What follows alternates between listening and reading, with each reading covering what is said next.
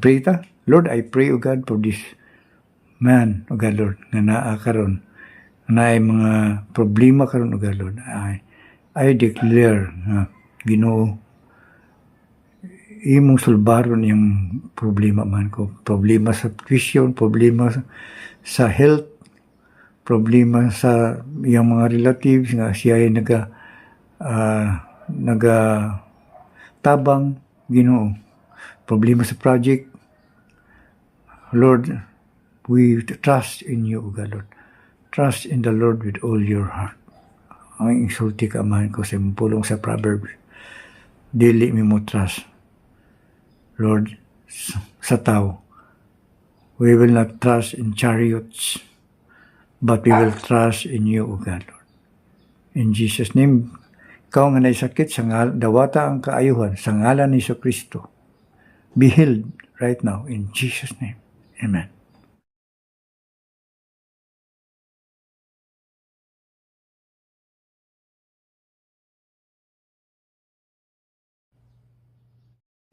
Good morning, guys. It's 6:35. Morning, guys. It's 6:35. While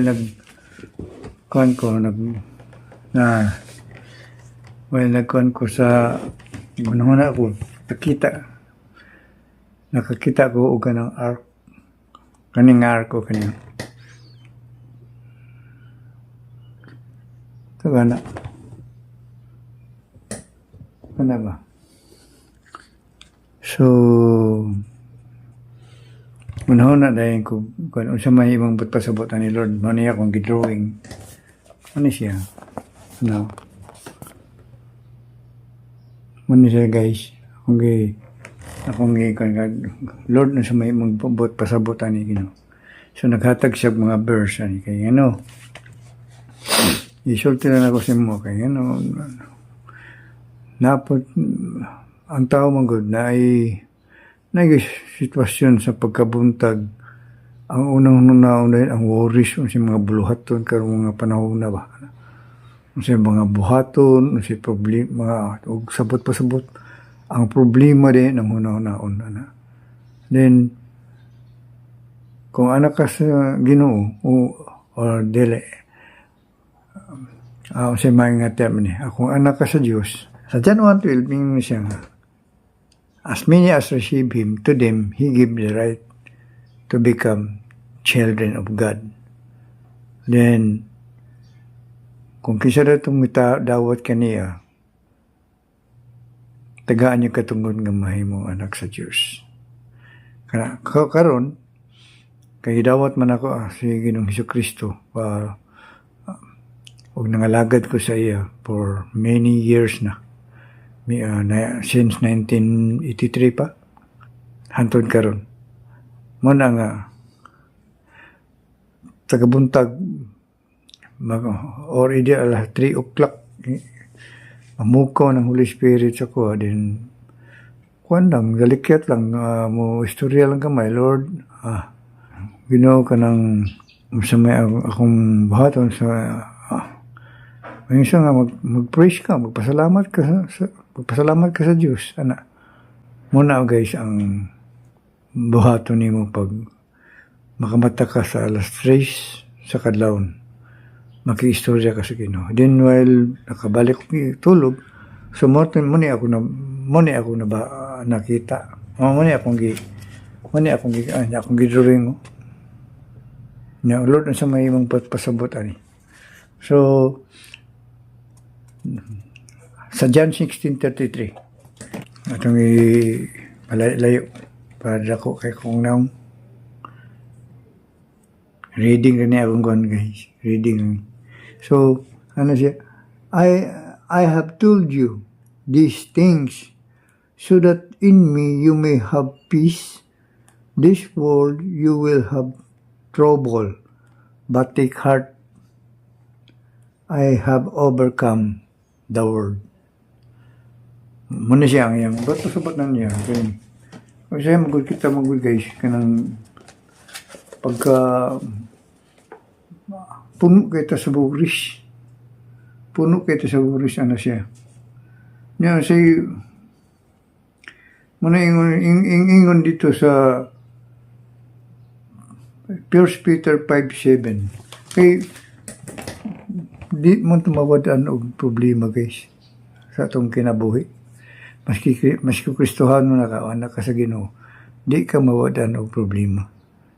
Naagyo na kay partner na siya og symbiotic partner na nimo kay diha sa problema man gud sa mga worries na naapo diha ang Ginoo nagauban kanimo. Kay kung wala kay problema, wala na ka, patay na ka. Pero tagaan ka na sa Ginoo og mga worries, mga problema, pero naa siya ning siya nga do not worry sana sa ana siya diri sa 1 Peter 5:7. Atras ta sa 6. Ana diri si Peter nagsulti. Be alert and of sober mind. Your enemy, the devil, prowls around like a roaring lion looking for someone to devour. Yung to sa 8 niya mo, atras ta sa 6. Humble yourselves, therefore, under God's mighty hand, that He may lift you up in due time. Cast all your anxiety on Him because He cares for you. Ano siya? Kanang imong mga problema, kanang atong problema. Di mo kita exempted. Kay buhi pumuntan ng kalibutan na naan ng mga problema. Then, magkamay man ang problema, o madako ko na, mapiso mo na imong problema, o 10 pesos imong problema, or mamilyon imong problema, still a problem. And then, mag-create din na siya o worries, anxiety, muna siya. But ingon siya nga, be humble. Ano siya? Be humble. And cast all your cares upon me, sa 7 siya. Cast all your cares. Cast all your anxiety. Sa ubang ko na. Cast all your worries upon me. So muna ni siya nga. Pag i-cast na ni mo, kay ngano, kani manggudo, kani ha. Kani puno ta sa worries diyo, kani. Kung ang imong, kung no na, dere, kani lang. Kani imong pangunahon na, dere ka maggunahon na, puro na oris, oris na, gipakita ko sa Ginoo nga, climb up, pasabot, isa ka ang imong pangunahon na, dere, sa ibabaw, o pasabot, ikas nimo ang imong care sa Diyos. Sali nimo. Ingon ang Proverbs 3:5-6. Ingon ang Proverbs 3:5 NIV.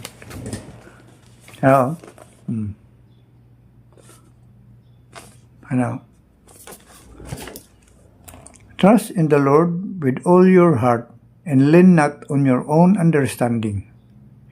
In all your ways submit to Him, and He will make your path straight. Atong naog sa silong, sa 7, do not be wise in your own eyes. Fear the Lord, and shun evil. This will bring health to your body and nourishment to your bones. Tudloan taon sa pagsaka itong kuan ba? I-trust nimo sa Ginoo ang imuhang tanan nga mga anxiety, mga worries. Mga tanang mga gina-ask nimo sa Ginoo. Lord, saan naman ni Lord yan? Mababa ka itong level, mababa ka aning level, mag-worry ka. Pero kung musaka ka ng level, itong arc galing, ang arc, isalig na nimo sa Ginoo ang tanan. Kaya nga ingon siya diri sa John 16:30 sa John 16:33. Ano? Natin repeat.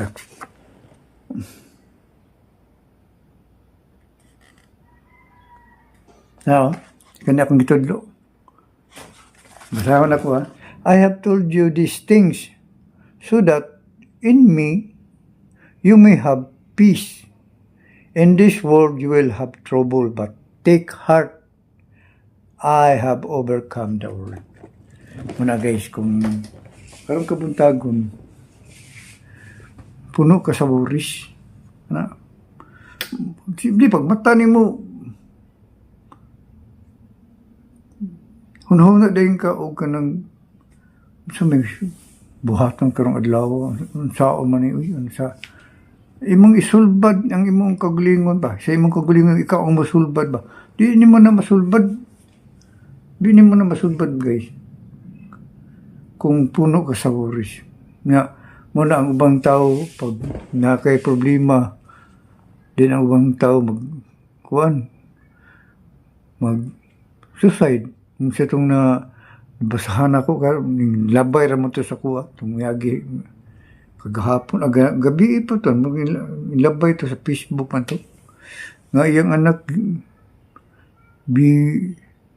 bikuan, gisunog niya, apil siya. Ang inahan ba? Puno to siya og anxiety. Puno to siya og anxiety. Worries. Now, wala sa kabalo, nga nasa ditong dapita, kaya dito man na mag-isti ang devil, ang yawa. Dito na sa tawahanan nga libel. Inyong siguro, pag na lang, pag-suicide na lang. Sunog ka na yung mga anak. Mo ito na nahitabo, sunog, tungod sa worries. Muna, dili man ta exempted sa worries, mga anxiety, mga kabalaka, sa Bisaya pa na. Pero, ingon ang Ginoo. Climb up, murag rainbow ba, nag-arco. Ang drawing. Kita ka na? Kani part diri kumulo, musulod ka nga libel sa ubos. May tendency nga mahagbong ka. Nya usako ka, kakita kag-away, nya magbuhat na uban, magbuhat na nagdautan ana kung kwarta imong problema, dako kayong kwarta man. Magbuhat kag dili maayo. Unya pagkahuman na kung ano ka nagisulti na kung maayo ka na uban, manghawat, ang uban, manulis, ang uban, mang-hold up, anak. Nga siya kahinat na dakpan man yun ka. Kaya naman nagtanaw sa imo ha. Ang Diyos, kung daotang kang tao ka, nagunahon ka, nagpa-iral ka sa Boris, dakpan ka pong ka, mapriso ka. Anak. Kung mapriso ka, ngayon, priso lang ka sa kaadlaw. Niya, mamaskay sa kaadlaw na priso mo, dili na namayo. Dili na mayo. Na naka-record, anak, diri sa kalibutan. Pero kung ikaw naa kay panahon nga muni-muni, saka, o na mag-isip ba, saka sa presensya sa Diyos.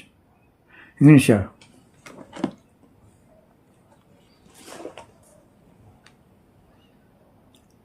sa Romans 8:7.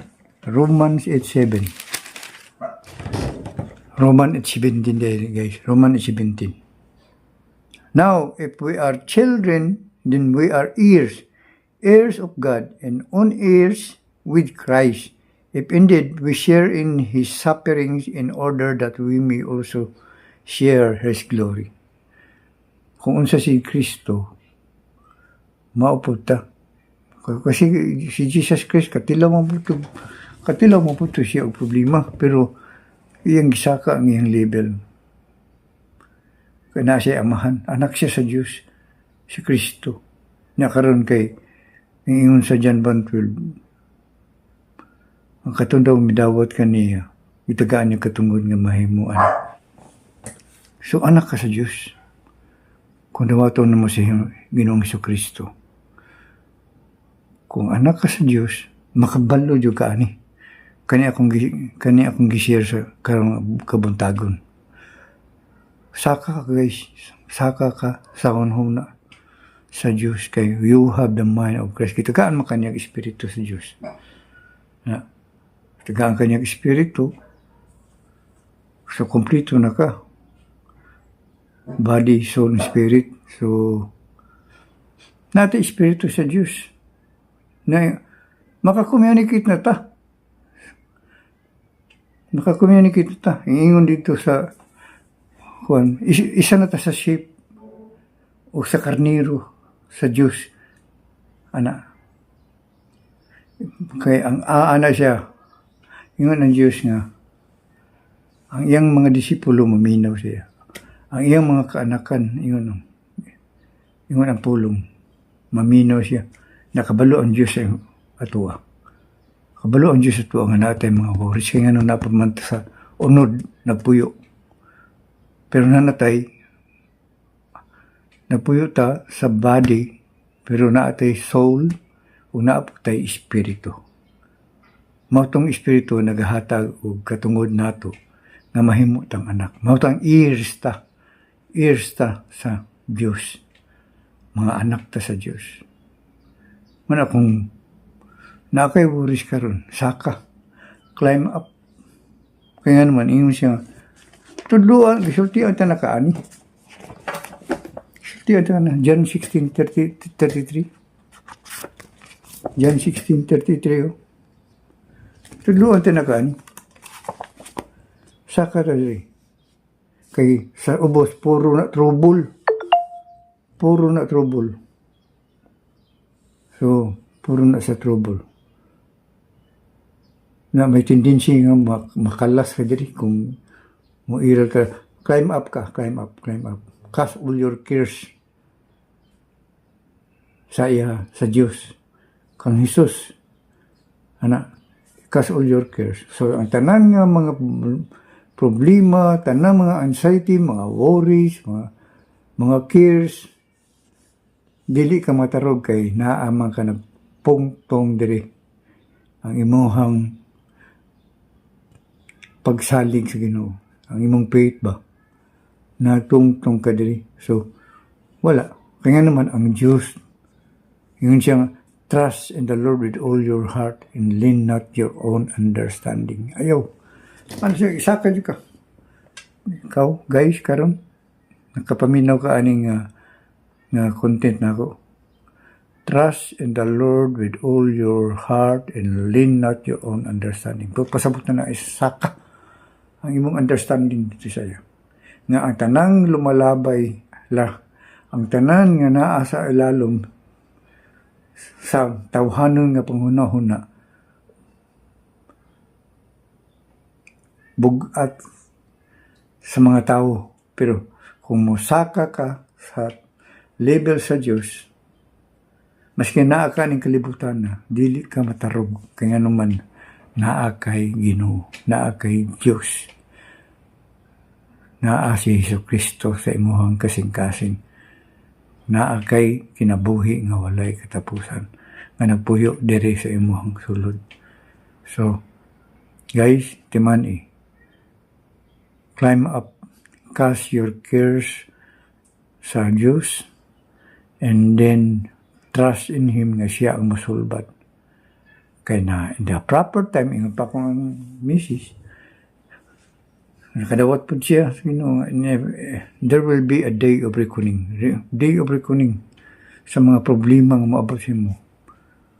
There will be a day of reckoning kung napasakitan ka sa mga tao. There will be a reckoning kung idaog-daog ka. There will be a reckoning of God.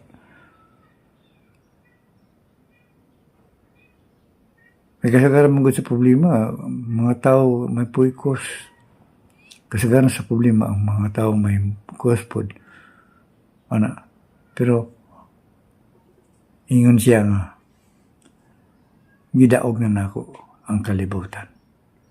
Busa. Ngunit sa Diyos. Ang kanalang sa guys, salamat kayo sa imong pagpaminaw. God bless you. Pray ta. Lord, I pray, O God, for this man, O God, Lord, nga naa karon, na ay mga problema karon, O God, Lord.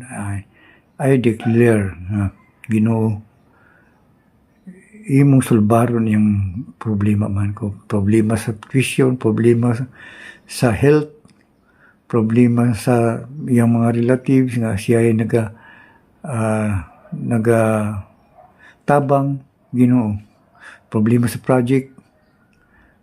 Lord, we trust in you, O God, Lord. Trust in the Lord with all your heart. Ang insulti ka man ko sa pulong sa Proverbs. Dili mi mo trust, Lord, sa tao. We will not trust in chariots, but we will trust in you, O God, Lord. In Jesus' name, ikaw nga naisakit, dawata ang kaayuhan, sa ngalan ni Kristo. Be healed right now, in Jesus' name. Amen. Guys, thank you ha. Till another vlog na po. Mag-vlog na po kung sa isulti sa Ginoo na ko. Isulti na po na ko sa mo. Ha? God bless you guys.